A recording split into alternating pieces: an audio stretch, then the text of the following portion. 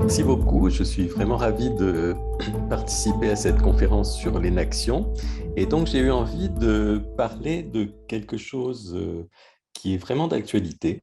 C'est-à-dire, est-ce que l'énaction, en tant que théorie de la cognition, est capable de rendre compte de quelque chose qui semble au-delà d'elle, c'est-à-dire les sciences de la nature?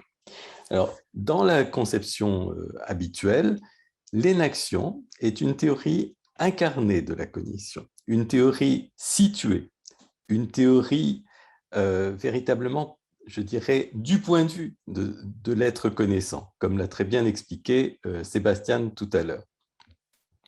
Et d'un autre côté, vous avez les sciences de la nature qui sont en quelque sorte une tentative de l'être humain de s'arracher de sa propre condition, une tentative d'atteindre un niveau de connaissance que l'on peut qualifier d'universel, qui ne dépende plus de la situation de l'être connaissant, qui soit véritablement une connaissance en troisième personne dans le sens le plus fort du terme, ou presque, comme certains le disent, une connaissance entre guillemets du point de vue de Dieu, une connaissance obtenue du point de vue de Dieu, une connaissance véritablement d'un point de vue totalement extérieur à ce qu'il s'agit de connaître et à la situation de l'être connaissant. Voilà, ça c'est la conception un petit peu habituelle. Il me semble qu'il y a un problème de compatibilité entre une interprétation inactive de la cognition et une théorie de la connaissance qui fasse droit aux sciences de la nature. Pourquoi? Parce que l'énaction est réputée être une théorie de la connaissance située, incarnée, comme l'a dit donc Sébastien tout à l'heure, et que d'un autre côté, les sciences de la nature ont, disons, la réputation de tenter de s'abstraire de la situation particulière de l'être humain qui pratique les sciences, c'est-à-dire de voir la nature d'un point de vue vraiment excentré, du point de vue de quelqu'un qui chercherait une connaissance vraiment universelle, qui ne dépendrait pas de la situation de celui qui connaît.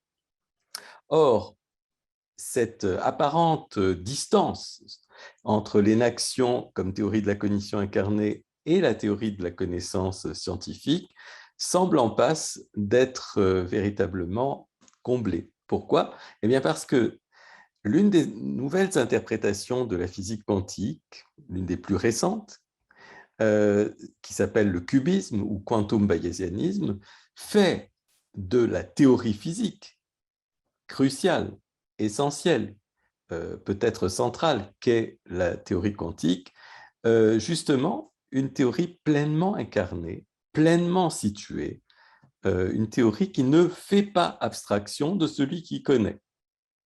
Et donc, c'est un petit peu ça que je vais présenter. C'est cette nouveauté que représente l'absence de distance entre l'énaction comme théorie de la cognition située et puis une théorie cruciale des sciences de la nature qui, elle, devient également une théorie située.